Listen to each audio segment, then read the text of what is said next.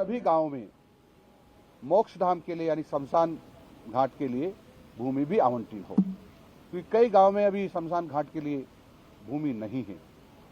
वह परंपरागत तरीके से या परंपरागत जहाँ जलाते आ रहे थे वहाँ आ रहे, लेकिन कई बार दिक्कत आ जाती है। कई बार पंचायतों को योजना बना देती है, किसी को पट्टा दे देती है, तो दिक्कत होती है।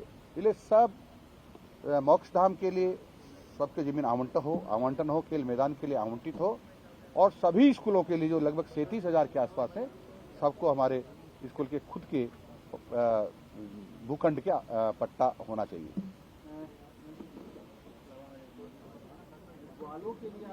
रावण ने शमशान घाटों को लेकर ये घोषणा की है अभी फिलहाल।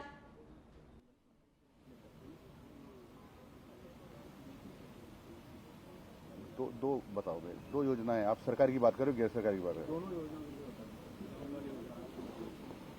एक गांव ग्वाल योजना है,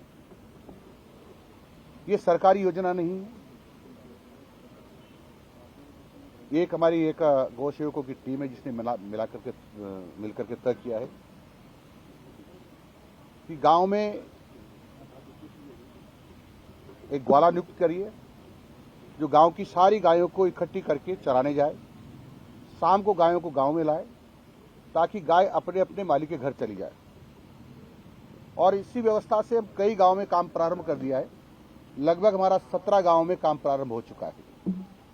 हम प्रत्येक ग्वाले को 10,000 रुपये महीने देंगे, और जहां 50 ग्वाले हो जाएंगे उनके ऊपर एक उनका सुपरवाइजर रखेंगे, उसको हम 20,000 रुपये देंगे। साथ में उसकी मोटरसाइकिल का डीजल पेट्रोल 5,000 रुपये एक्स्ट्रा और देंगे, ताकि उसकी वो देखरेख करता रहे कि ठीक प्रकार से गायों की देखभाल हो रही कि नहीं हो रही है। दूसरी योजना की, जिसकी जो सरकारी योजना है, जो मैंने कल घोषणा की है, वो योजना है वो गौमाता आश्रय स्थल, वो हमने घोषणा की है।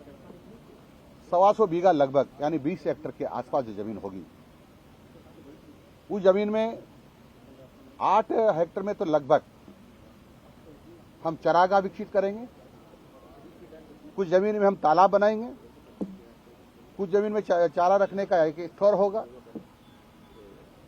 कुछ जमीन में पेड़ पौधे लगाएंगे, एक यदि घना जंगल बनाएंगे ताकि गाय वहां चर ले, वहां रेस्ट भी कर ले, पानी भी पी ले और छाया में बैठ जाए।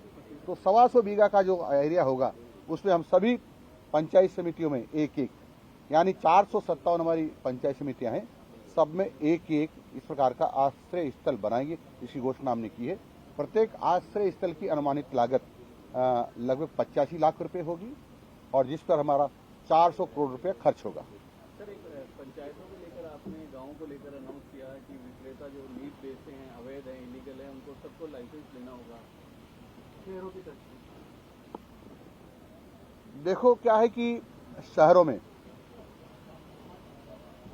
कोई भी जानवर काटने के लिए उसको एनओसी लेनी पड़ती निकाय से। दूसरा, जो पशु चिकित्सक है उससे उस पशु का स्वास्थ्य प्रमाण पत्र लेना पड़ता है कि वो स्वस्थ है।